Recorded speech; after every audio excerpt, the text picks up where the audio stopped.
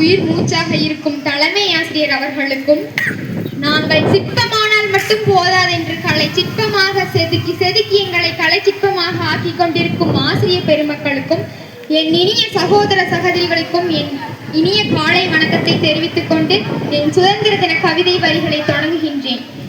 தாயின் மணிக்கொடி ஏந்தி சுதந்திரம் வாங்கினார் காந்தி.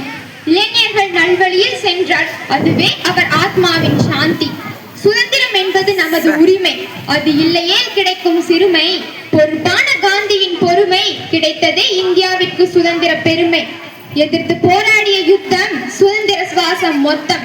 தியாகிகள் சிந்திய இரத்தம், நினைக்க வேண்டும் நாம் நித்தம். சுதந்திரத்தை தந்த அனைவருக்கும் சொல்லுகின்றோம் நாங்கள் வீர வணக்கம். வேற்றுமையில் ஒற்றுமை உள்ளவரைக்கும் என்றும் என் இந்தியாவின் புகழ் மணக்கும்.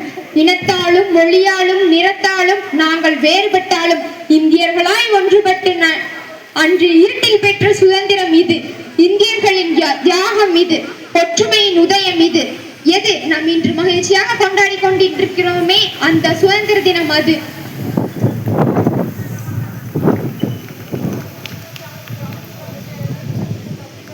தலைப்பணத்துடன் தலை நிமிர்ந்து தாய் மண்ணை போற்றுவோம். தன்னுயிர் தந்து தாயகம் காத்த தியாக தலைவர்களை வணங்குவோம். இந்தியன் என்பதில் இருமாப்பு கொள்வோம். சமத்துவம் வளர்த்து சகோதரத்துவம் காப்போம். வந்தே மாதரம் என்போம், வரும் கவலைகள் நமதென்போம். வளர்க இந்தியா, வாழ்க இந்தியர்கள் என்று சொல்லி என் கவிதை வரிகளை முடித்துக் கொண்டு உங்களிடமிருந்து விடைபெறுகிறேன். ஜெய்ஹிந்த்.